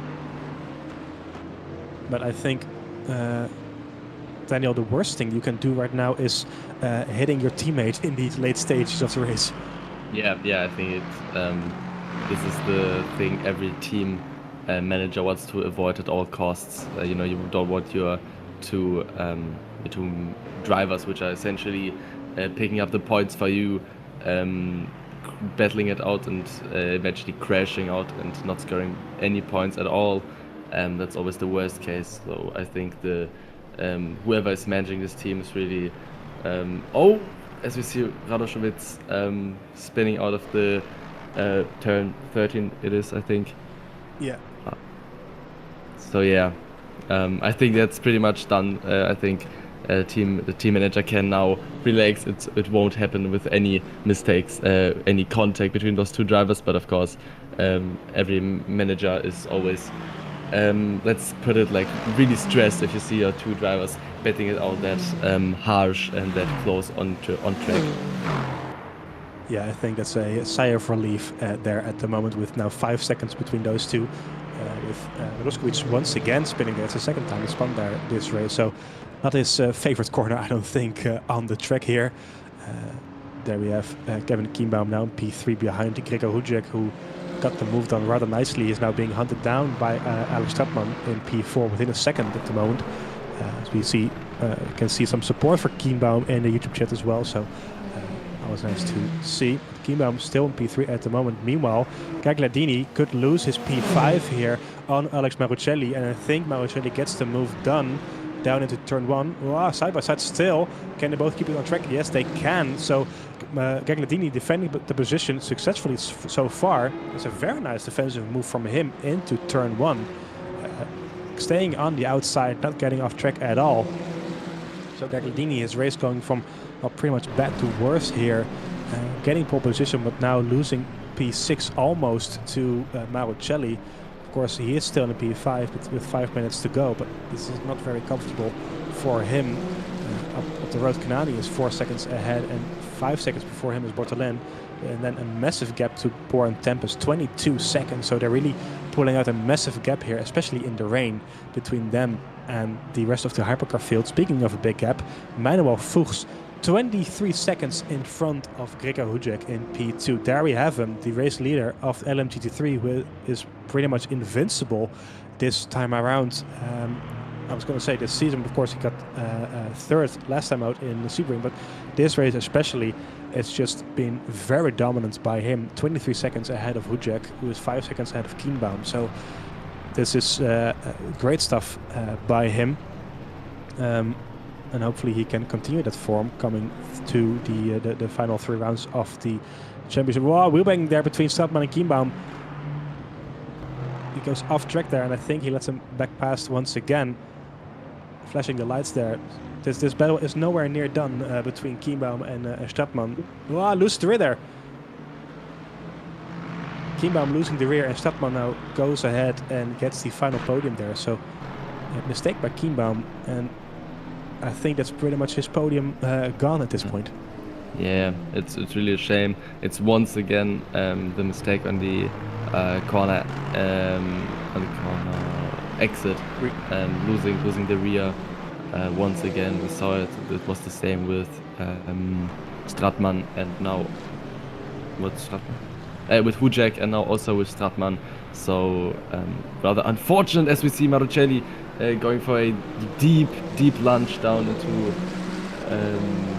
Torrevip. A really opportunistic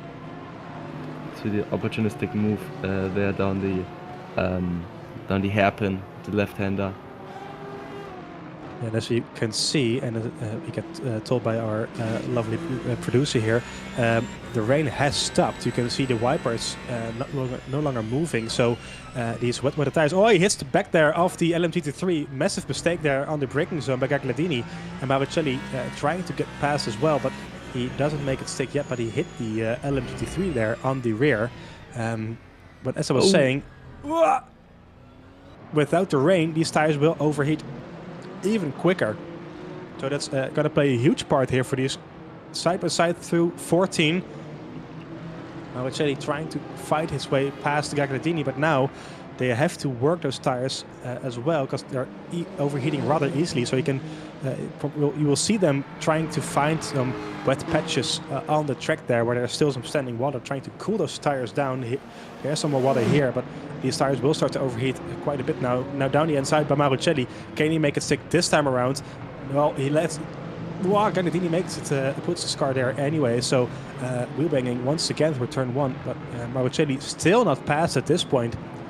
Probably getting a bit frustrated there with Gagliardini right in front, who is clearly struggling on these tires at the moment.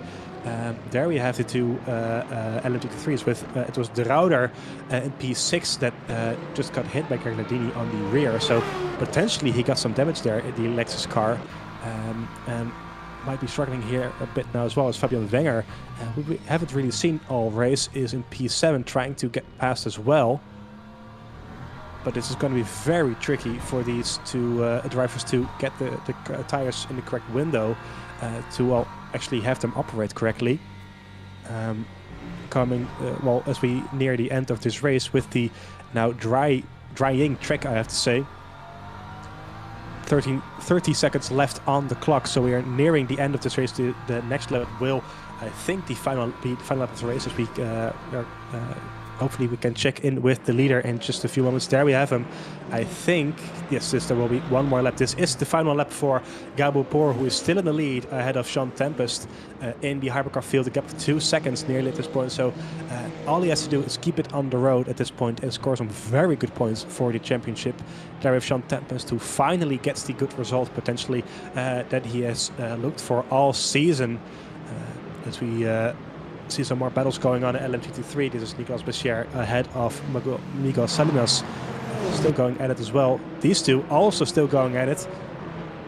Once again into turn 1, but no move going on there. You see the E3 of LMGT3 there as well. That is Stadtmann now, of course.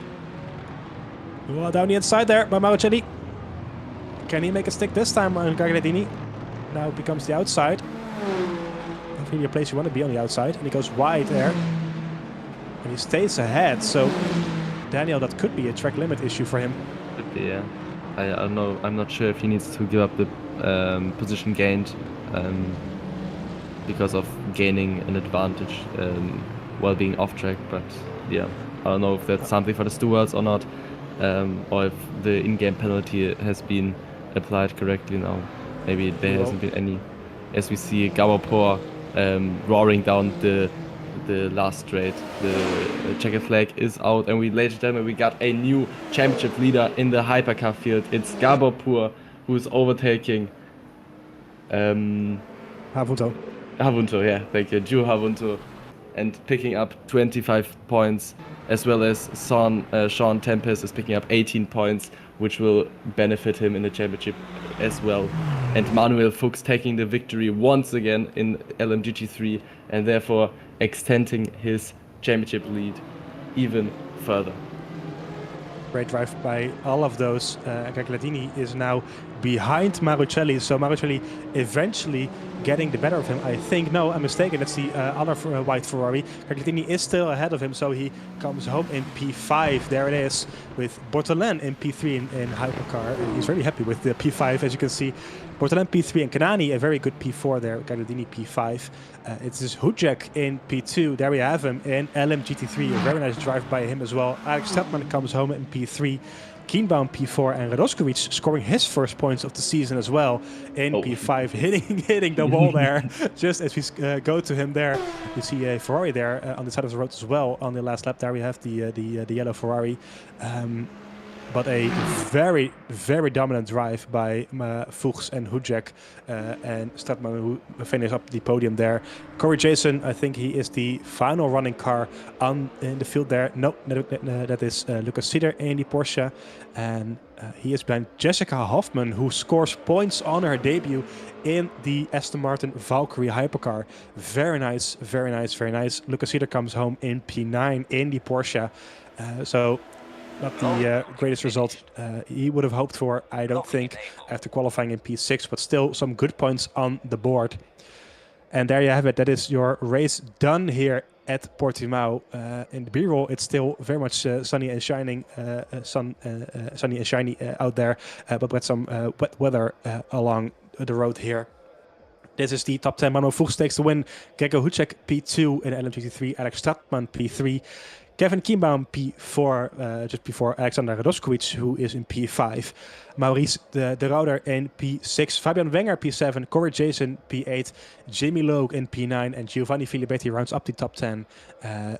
One lap down on the race leader. Nicolas Bessier in P11. Miguel Salinas P12, Patrick Stein in P13, and Giampiero Gratta, Kevin Bauer, Fabian Roth, and Merwan Banuada DNFing this race, especially Bauer and Roth. Big news there. They were in contention for the championship, but their results mean that their leader, Manuel Fuchs, gets a massive lead on them. Meanwhile, Gabor Poor takes the win in hypercar in front of Sean Tempest. Mattia Bortolin rounds up the podium, P3. Osama Kanani in P4 in the Peugeot. Luca Gagliardini in P5. Alex Marucelli, P6. Jeremy Barrault in the other Valkyrie, P7. Jessica Hoffman in the second Valkyrie, P8 on debut. Very nice.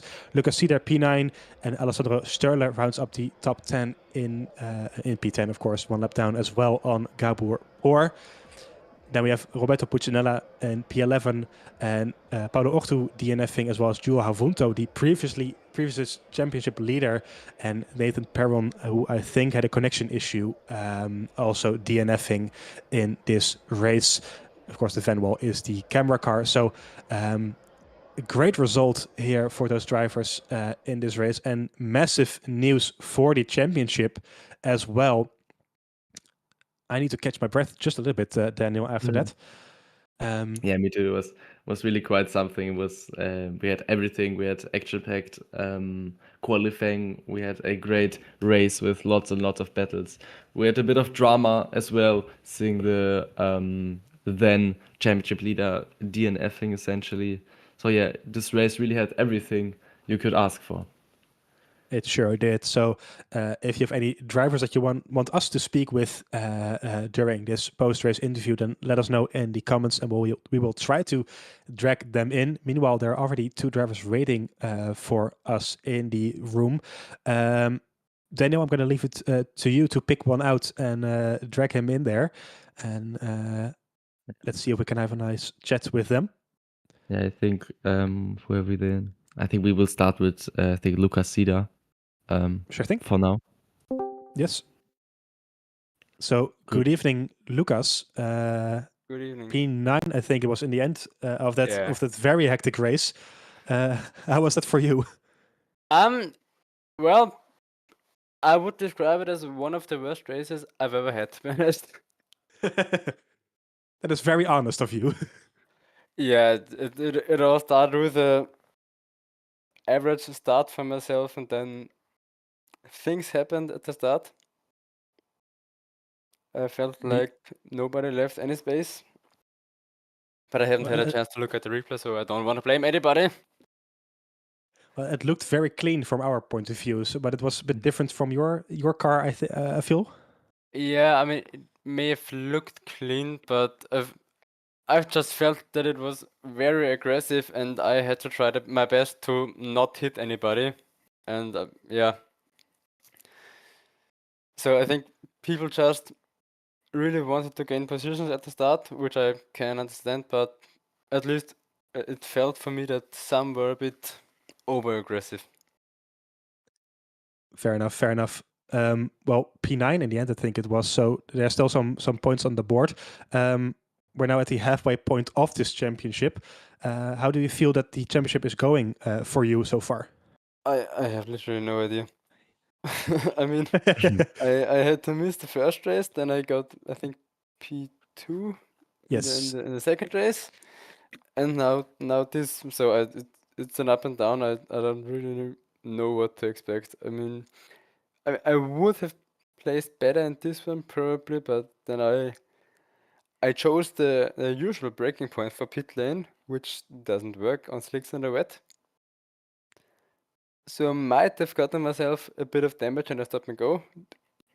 So this race, yeah, was complete chaos. I don't know what the next one is, but I hope it's better. Yeah, the next one is Fuji in, I think it's 3 weeks time, so you get Yes. 1 week of off season, call it like that. Fuji could be better, but yeah, Yeah. I don't want to get my hopes up, to be honest. Well, we will keep our fingers crossed for you.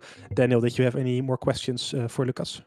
No, I just want to yeah, get yourself motivated for next race, and hopefully we'll see you on the 31st of October in Fuji. Thank you. Goodbye. Have a nice evening. All right, so the next driver we're gonna pull in is Osama Knani, I think. Let's drag him in right away. Good evening, Osama. P4 in the end for you after you said that you had lots of problems with the Peugeot ahead of this race. So I can imagine that was kind of surprising for you at the end. Yeah, I was able to find some pace, but I was struggling the whole race. I mean, maybe the result is overshadowing how much I struggled, but if you watch the onboard, you'd see how much I was making mistakes, how much the car was. I was just really fighting the car every time. I was just looking at the timing, and I was like, "Oh my God, this is more than 1 hour. It's taken longer than it's supposed to be." And yeah, I mean.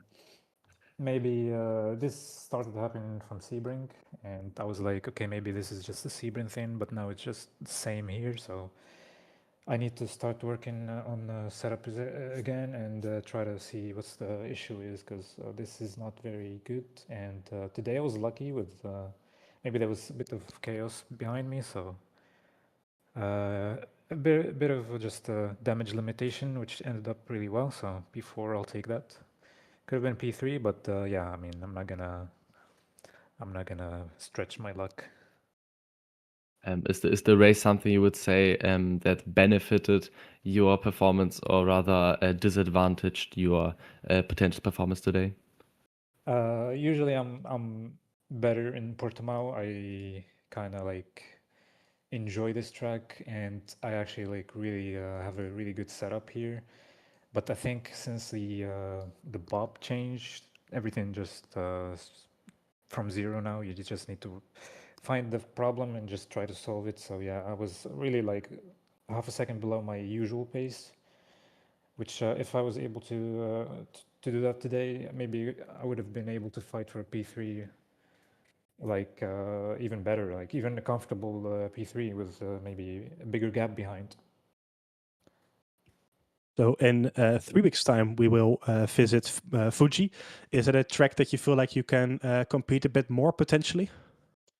I'm not really sure. I've never had any good results in Fuji, and with this problem on top, so I'm just 3 weeks. There's gonna be a lot of work to do. Hopefully, it's enough time, and we'll see what happens. Well, we wish you all the best anyway, and hopefully it's a position better for you next time out. Daniel, did you have any more questions for Osama at this point? Oh, good. I was just trying to congratulate you on this, like you said, damage limitation, and I hope you enjoy this result as far as you can, of course, with the problems you got. Thank you. Thank you, guys. Have a Good nice evening. evening. I'd say Oh. we'll move on with Alex Stratman out of the LMG3 field. Sounds good. Hello. Good evening. Alex, that was a very hectic race from our point of view. P3 in the end for you. How was it from your car? It was quite something. I mean, in the dry it was fun, but I guess the wet really made it interesting today. And it seems you, like a lot of people were struggling quite a lot. Well, I found it quite enjoyable, besides one or two multi-class overtake that were quite close. How did the hypercars behave today? Were they kind to you, or were they? Mostly, I guess it was okay. There were one or two moves where if we didn't avoid the crash or the line, we both would have been dead. But I guess that's happening one or twice a race is nothing too bad compared to the first round, where it was a bit more often.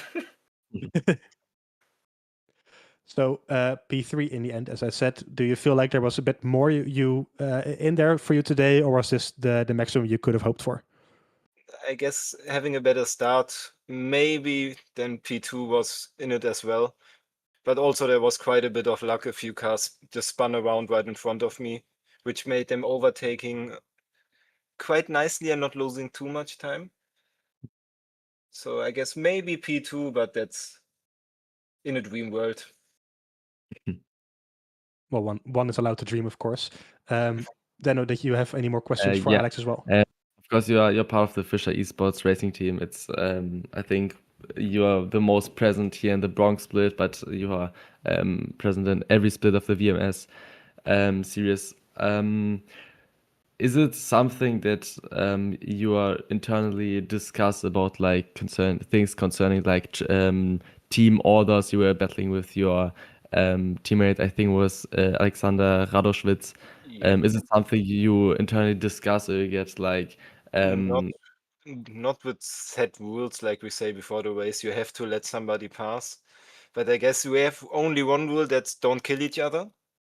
Besides that, most of the time we are in the same voice call, so somebody is just asking, or like Alex did today, he was like, okay, I guess I'm slower, just overtake me.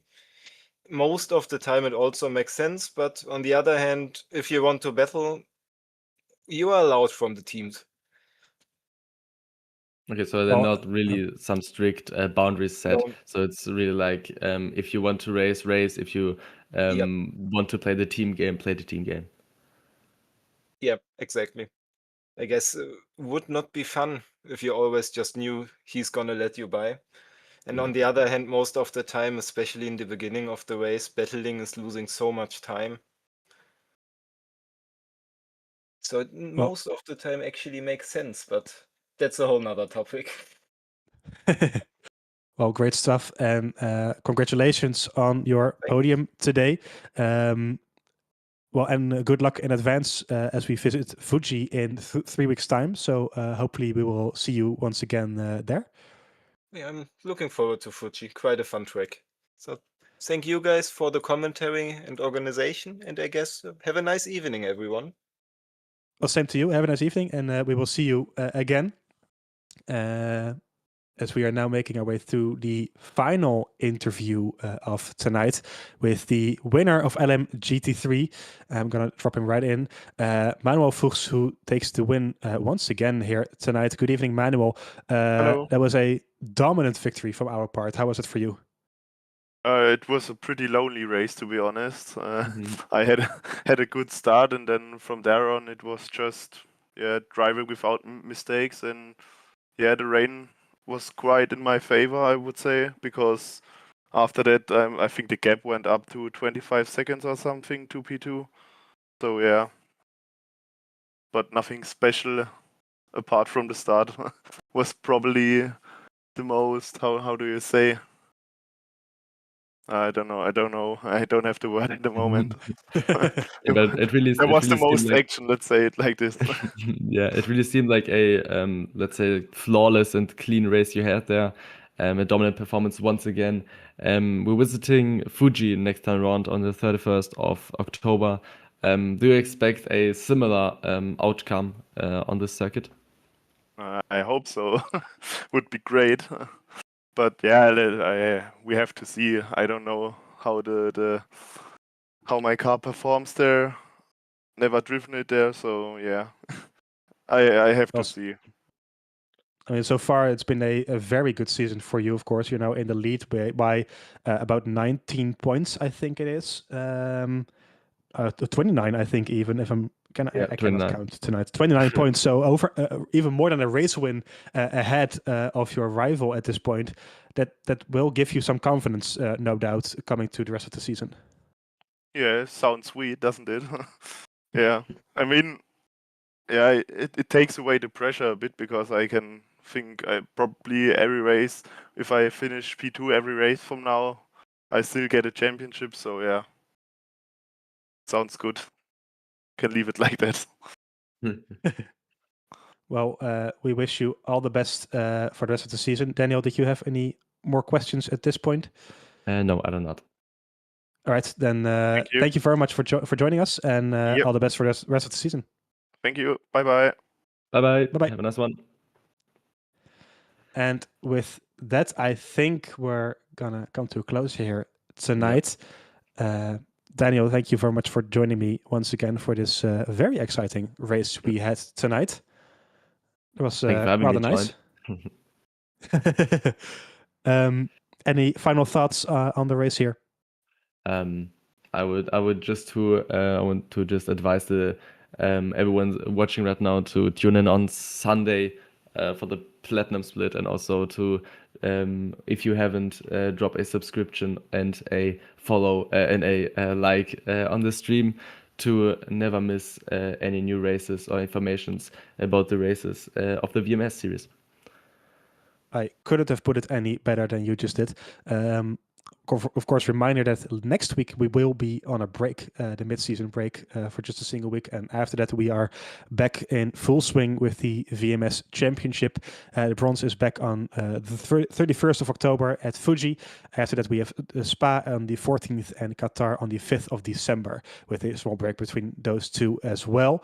So lots of action to come in the VMS Championship, especially in the bronze, which is always the most entertaining thing, of course, with me and Daniel commentating on it. So you kind of have to watch it at this point. My name was Sverre Koman. Joined with me was Daniel Krylov. Thank you very much for watching, and we will see you once again in 3 weeks' time at Fuji. See you then. See you.